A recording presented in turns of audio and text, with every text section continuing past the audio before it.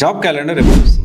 ఉగాదికి job calendar ఇచ్చేస్తాము అని అన్నారు లోకేష్ గారు మాట్లాడుతూ. నేను ఆ తర్వాత నాకు డౌటేనండి, మాకు నమ్మకం లేదు దూరా అని చెప్పి వీడియో చేయడం జరిగింది. ఆ తర్వాత చాలా మంది అన్నారు, ఒకవేళ జాబ్ క్యాలెండర్ ఉగాదికి వస్తే మీ మీద నాకు నమ్మకం ఉండదు అని కొంతమంది సెటైరికల్ గా కామెంట్ పెట్టారు. నేను అందరికీ చెప్తా ఉన్నా, జాబ్ క్యాలెండర్ ఎప్పుడు వస్తుందో తెలుసా? దాని గురించి ఈ వీడియోలో మనం డిస్కస్ చేసుకుందాము. అయితే చాలా మంది మాకు నమ్మకం లేదు దొరా అంటా ఉన్నారు. సరే, ఎంత పక్కన పెడితే ఒక స్టూడెంట్ నా దగ్గరకు వచ్చారండి. స్టూడెంట్ వచ్చి కానిస్టేబుల్ ప్రిపేర్ అయ్యారు. సో ఆ ఇయర్స్ ఎగ్జాక్ట్గా నాకు గుర్తులేదు, కానీ జరిగింది.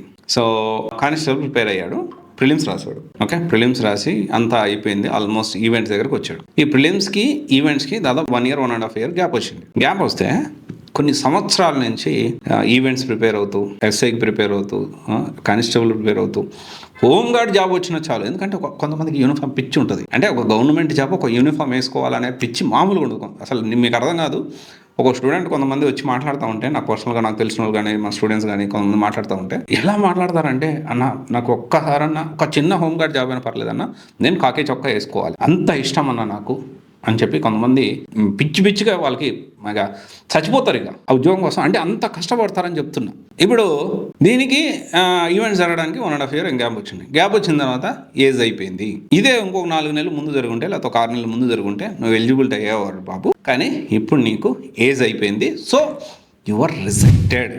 నేనేమంటున్నానంటే, మన లోకేష్ గారు, లేకపోతే మన సీఎం చంద్రబాబు నాయుడు గారు కానీ, లేకపోతే డిప్యూటీ సీఎం పవన్ కళ్యాణ్ గారు కానీ, లేకపోతే పెద్ద పెద్ద హేమీలు ఎవరైతే ఉన్నారో వాళ్ళందరికీ రిక్వెస్ట్ చేసేది ఏంటంటే, ఇప్పుడు ఎంతకాలం పోస్ట్పోన్ చేసుకుంటూ పోతారు? అరే ఇస్తే ఇస్తామని చెప్పండి, ఇవ్వకపోతే కుదరదని చెప్పండి. పాత చింతకాయ పచ్చడిలాగా అరిగిపోయిన టేబుల్ కార్డులో పాడిందే పాట పాసిపాల దాసుడా అన్నట్లు, మేము మెగా డిఎస్సి ఇచ్చాం, అబ్బా అద్భుతంగా చేసాం, తొందరగా చేసాం, అబ్బా ఫంక్షన్ కూడా చేసాం అని మాట్లాడుతూ ఉన్నారు. సో ఇక్కడ అర్థం చేసుకోవాలి లోకేష్ గారు, ఇక్కడ జీవితాలతో ఆటలాడుకుంటున్నారు. నిరుద్యోగుల జీవితాలతోటి ఆటలాడుకుంటున్నారు. ఇవ్వకపోతే ఇవ్వదు, కుదిర్చి చెప్పేసేయండి కరాఖండిగా. Alternative, they will look into alternative source. And at the same time next time election ఎంచుకునేటప్పుడు దీన్ని వాళ్ళు కన్సిడర్ చేసుకుంటారు. That is whole different story. కుదిరితే కుదురుతుందని చెప్పాలి, లేకపోతే లేదని చెప్పాలి. అదిగో జాబ్ క్యాలెండర్, ఇదిగో జాబ్ క్యాలెండర్ వచ్చేస్తుంది ఉగాదికి. ఈసారి ఉగాది పచ్చడితో పాటు ఆ జాబ్ క్యాలెండర్ రుచి చూస్తారు. ఎందుకు ఇవన్నీ అవసరం? ఇదంతా ఇప్పుడు మనం అర్థం చేసుకోవాలి. వీళ్ళందరూ కూడా మీరు సంవత్సరాలు పోస్ట్ పోన్ చేసుకుంటూ పోతున్నారు కదా. నాకు తెలిసి మీరు నెక్స్ట్ 27లోనో కరెక్ట్గా ఎలక్షన్ టైంలో లాస్ట్ టైం కూడా గ్రూప్ 1 ఉద్యోగాలు అట్లా చేశారు కదా, కరెక్ట్గా 2018లో ఇచ్చారు. అట్లా కాలక్షేపం చేసుకుంటూ 1 year 1.5 year గడిపేశారు. ఆ తర్వాత సెలక్షన్ ఏమో ఇంకో గవర్నమెంట్ వచ్చి చేసింది. ఆ గవర్నమెంట్ ఎంత బాగా చేసింది ఏందనేది మనం చూసాము. మీ మీద నమ్మకాలు ఉన్నాయి సార్, ఆ నమ్మకాలు మీరు నిలబెట్టుకోండి. లోకేష్ గారు మీ మీద ఖచ్చితంగా నమ్మకం ఉంది స్టిల్. ఎందుకంటే లాస్ట్ టైం కూడా గ్రూప్ 1 నోటిఫికేషన్ మీరే ఇచ్చారు. ఈసారి కూడా గ్రూప్ 1, గ్రూప్ 2, ఎస్ఐ, కానిస్టేబుల్ ఇలాంటి జాబ్ క్యాలెండర్ రిలీజ్ చేయండి సార్. ఇప్పుడు ఈ ఏజ్ పెరిగిపోతా ఉంది, ఈ ఏజ్ రిలాక్సేషన్ ఇస్తారా మీరు? ఎన్ని సంవత్సరాలు వస్తుంది? ఒక ఎస్ఐ జాబ్ కొట్టాలి, ఒక కానిస్టేబుల్ జాబ్ కొట్టాలి, లేదా గ్రూప్ 1 జాబ్ కొట్టాలి, గ్రూప్ 2 జాబ్ కొట్టాలి, మంచి ప్రభుత్వ ఉద్యోగం సాధించాలని చెప్పి ఒకసారి అశోక్ నగర్ వచ్చి చూడండి సార్. హైదరాబాద్లో అశోక్ నగర్లో వచ్చి చూడండి, దిల్సుఖ్ నగర్లో వచ్చి చూడండి.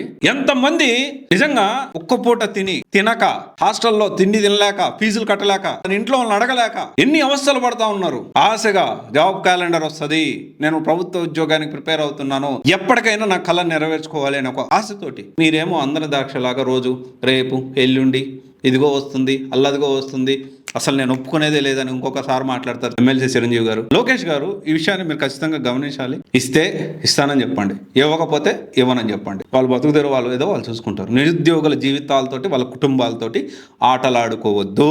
నిరుద్యోగ భృతి అంటారు, అదంటారు, ఇదంటారు, ఏది ఇయ్యరు మీరు. సూపర్ 6 అంటారు, దొంగ మాటలు చెప్పి, అబద్ధాలు చెప్పి అధికారం వచ్చిన తర్వాత మాట మారుస్తారు అని ప్రజలు అనుకుంటున్నారు సార్. మీరు ఆలోచన చేయాలి సార్. లోకేష్ గారు, మీరు ఆలోచన చేయాలి ఈ విషయాన్ని. Thank you.